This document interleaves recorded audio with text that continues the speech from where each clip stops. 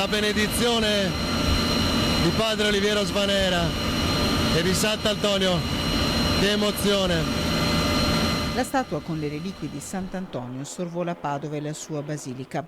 Attimi di vita e di fede che Rete Veneta, attraverso una maratona ininterrotta di 17 ore, ha portato nelle case di centinaia di migliaia di telespettatori in un 13 giugno 2020 che nessuno potrà dimenticare.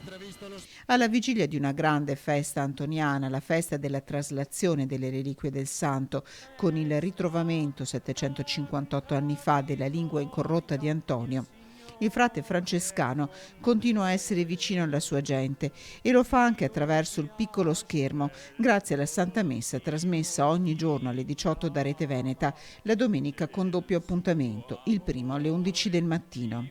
Se nella Basilica di Padova, una tra le più amate e conosciute al mondo, il calo fisico dei pellegrini è stato sensibile a causa del coronavirus, non lo è stata la devozione a Sant'Antonio, vicino alla sua gente anche nell'anno terribile della pandemia. Dei frati, custodi delle sue reliquie e della sua memoria, che cercavano il modo per continuare a portare Sant'Antonio consolatore alla gente, la nostra emittente è diventata uno strumento con un impegno quotidiano di uomini e donne, tecnici e giornalisti, culminato sabato 13 giugno, 8 mesi fa. L'elicottero e il personale del Comando Operativo Forze Nord dell'Esercito Italiano hanno portato Sant'Antonio a sorvolare i luoghi simbolo della pandemia. Le telecamere di Rete Veneta lo hanno accompagnato nelle vostre case insieme alle grandi emozioni vissute da ognuno di noi, testimoni della fede dei pellegrini, delle loro storie di vita, racchiuse nel giglio portato in dono o nel cero acceso. Una devozione che ha cambiato forma grazie alla creatività dei frati del santo. Sulla pagina Facebook sono state raggiunte più di 6 milioni di persone, 1.200.000 solo il 13 giugno. Il sito ufficiale della Basilica ha avuto quasi 1 milione di utenti.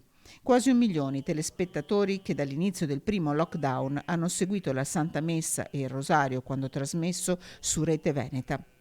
Domenica 14 febbraio, durante le messe trasmesse alle 11, cui seguirà la consegna del premio Bontà Sant'Antonio, e alle 18, faremo ancora una volta, insieme a tutti voi che continuate a seguirci, memoria di uno straordinario miracolo di Antonio.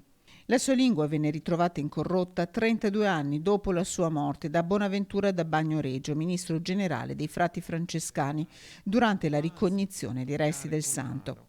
La lingua di Antonio, miracolo vivente, è tuttora visibile nel reliquiario della Cappella del Tesoro.